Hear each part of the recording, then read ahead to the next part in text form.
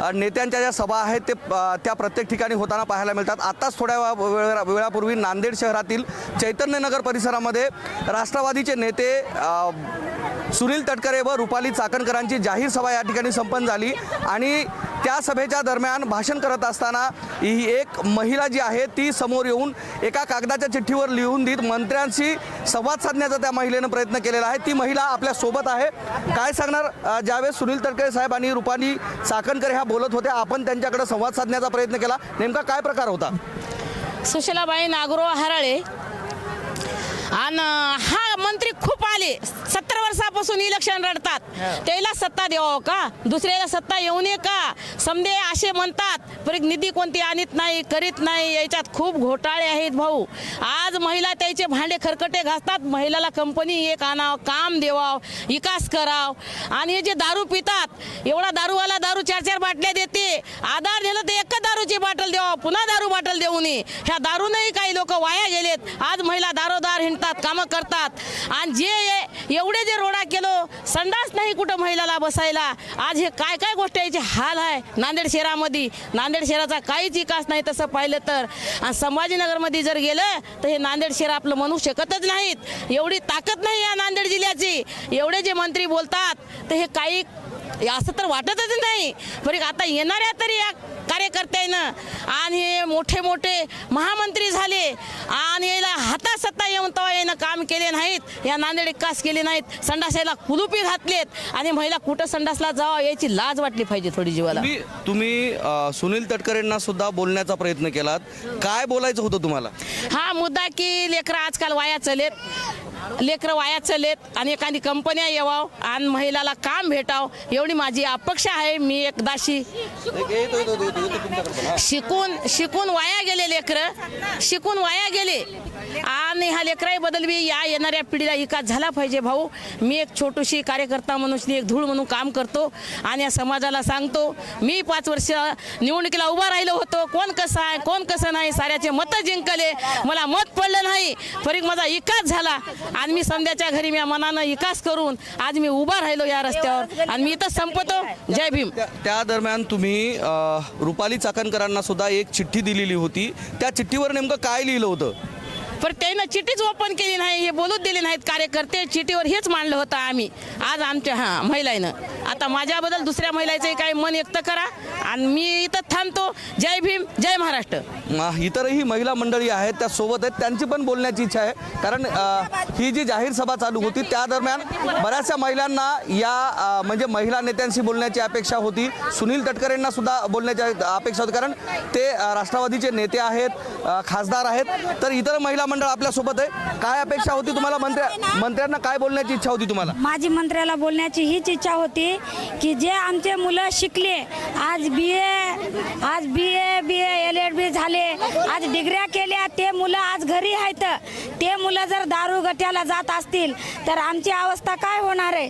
आणि जे महिलांमध्ये जे काय आपल्याला अडचणी आहेत ते फक्त म्हणतात पण काही करत नाहीत। आज माझ्या घरावर खंबा आहे तर ते खंबा आज तुटलेला आहे, आज 4 लोकांना आमच्या शाट लागली, मी अर्ज दिले, पेपरला दिले, लोकमत पेपरला, एकमत पेपरला, तुम्हाला सांगतो, आणि दारामध्ये नळाची पाईपलाईन नाही, आमच्या सीटा, असं कोणताही बी आमच्या याच्यामध्ये सुविधा नाही।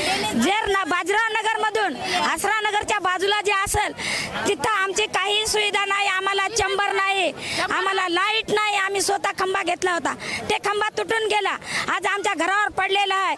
आज आम्हाला घरकुलामधून घरं भेटले, पण आम्हाला जर घर बांधायचं म्हणलं तर आमच्या लेकरा बाळाला भीती झाली वीजची, आम्ही म्हणतो की आम्हाला खंबा टाकून द्या, तुम्ही कोट्यानं रुपये कमवा, पण गरीबाच्या तुम्ही काहीतरी समस्या सोडवा। त्या जे आपल्याला दिल्या होत्या डॉक्टर बाबासाहेबांना ज्या सीटा निवडून दिल्या की गोर गरीबाला कचरा कुंडीमध्ये टाकू नका, तुम्ही काहीतरी त्यांना 2 पैशाची नोकरी द्या। जी आमची सीट होती नोकरीची ती तुम्ही का कंपनीमध्ये बदल केली? ती आम्हाला गव्हर्नमेंटची आम्हाला कंपनी पाहिजे, कारण पण कंपनी आम्हाला गव्हर्नमेंट नोकरी जे देत नाही त्या कंपनीमध्ये करून शानी 12 तास काम करून आमचे लेकरं थकतात आणि त्याला पेमेंट बरोबर मिळत नाही. तर तुम्ही आमची काय सोडवण केली मला हाच बोलायचं आहे. आणि हे जर सोडवण करत असतील तर नक्कीच चिखलीकर मावशींनी पाटलाला सरकारी नोकऱ्या राहिल्या पाहिजे असं मत व्यक्त केलं. इतरही महिला मंडळ आहेत. तुमचं काय म्हणणं होतं की जे नेते मंडळी आहेत त्यांना काय बोलायचं होतं, कोणते विचार तुम्हाला मांडायचे होते? आम्हाला हेच विचार मांडायचे होते येणाऱ्या ज्या पिढीला जी सुविधा पाहिजे, एक तर व्यसनमुक्ती आणि जे मुलं ज्या वयामध्ये आलेत आता जिथं पाहिजे तिथं नाही आहेत, ही आमची समस्या मोठी होती आणि हेच म्हणणार होतो आम्ही. मॅडमला पण बोलणार होतो आणि सरला पण आम्ही सांगणार होतो. एका घरी 2 मुलं 3 मुलं आहेत, एकही मुलगा नाही. आज नालंदा नगरमध्ये जवळपास 200-250 विद्यार्थी आहेत. आज आम्ही सकाळी 11 वाजल्यापासून इथं न पाणी पिता इथं येऊन बसल्या की आमचा कोणीतरी जवळचा नातेवाईक असल्यासारखं आम्ही इथं त्यांची वाट बघितली. काय नातेवाईकासारखं आम्ही त्यांची वाट, काहीतरी आमचा मार्ग निघेल, आमच्या मुलाबाळाचं भविष्य पुढे घडेल म्हणून हे घड्याळीला मतदान तर होईलच. आश्वासन तर आम्ही देणारच होतो, आश्वासन देऊन मागे हटणारे नाही. पण त्यांनी जे दाखवायलेत त्या मार्गाने आम्हाला पाहिजे नाही.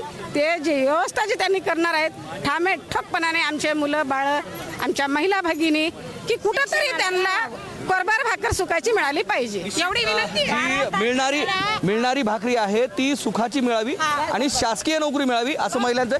इतर ज्या महिला आहेत, इतरही महिला आहेत, ह्या मावशी आहेत. मावशी तुम्ही थोडंसं बाजूला या. ह्या आजी काय म्हणणं आहे तुमचं? तुम्ही नेत्यांना काय सांगण्याचा प्रयत्न करत होता? आम्ही काय नाही, आम्ही सगळं करतो. हो, सगळं आम्ही निवडून देऊ, सगळं करू. हा, पण आमच्या लेकरा बाळाचं चांगलं करा. हा, दारू आमच्या घरात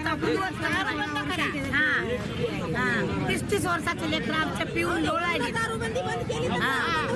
तुमचं काय म्हणणं आहे? दारू बंद करा. काय करायचं? आमच्या दारापुढे 1500 रुपये त्या जागेवर कचऱ्याची गाडी तर रोज आली पाहिजे आम्हाला. आज आम्हाला दवाखान्यात 2 मिनिटं काय का नाही या? कचऱ्याची गाडी पाहिजे, दारू बंद करा. सरकारला एवढंच विनंती आहे. दारू बंद झाली पाहिजे, शिक्षणाचे दरवाजे हे उघडले पाहिजे आणि शासकीय नोकऱ्या मिळायला पाहिजे असं म्हणणं आहे. काही तरुण सुद्धा या ठिकाणी आहेत. त्यांना काय वाटतं हे काय मागणी आहे तुझी? माझी मागणी अशी आहे की आज जे शाळेमध्ये मुली जातात ना त्या मुली बिलकुल सुरक्षित नाही आहेत. आजकाल ते लातूरमध्ये ती मुलगी, छोटी मुलगी, तिच्यावर बलात्कार झाला. त्या 12 वर्षाच्या मुलीला काय कळालं असेल की पलंगावर तिला फाशी घेऊ शकते.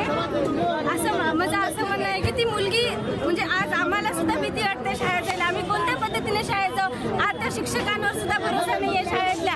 माझी एकच मागणी आहे की ते शाळेतल्या ज्या मुली जातात ना त्या मुली सुरक्षित पाहिजेत. व्याज वगैरे नाही का? मुली सुरक्षित राहिल्या पाहिजे, रोजगाराच्या ज्या समस्या आहेत त्या सुटल्या पाहिजे. खाजगी कारखान्यामध्ये 12 तास काम करून सुद्धा मिळणारा जो मोबदला आहे तो मोबदला मिळत नाही आणि जे व्यसनाधीनतेचं प्रमाण आहे ते वाढलेलं आहे. दारू सुद्धा बंद झाली पाहिजे आणि मंत्र्यांनी ह्या सगळ्या गोष्टी आता आश्वासनं न देता येत्या कालावधीमध्ये या प्रश्नांची उकल करून ते सोडवण्याचा प्रयत्न केला पाहिजे. महिलांसाठी रोजगार उपलब्ध झाला पाहिजे. शहरामध्ये असणारी जी शौचालय आहेत ती महिलांसाठी सुद्धा शौचालय उपलब्ध झाली पाहिजे. असे वेगवेगळे प्रश्न या महिलांनी मांडलेले आहेत आणि या दरम्यान या जाहीर सभेमध्ये सुनील तटकरे आणि रुपाली चाकणकरांशी हेच प्रश्न मांडण्याचा प्रयत्न या महिलांनी केलेला होता. कॅमेरामन सुधाकर सह मी धनंजय सोळंके, टाइम्स नाऊ मराठी, नांदेड.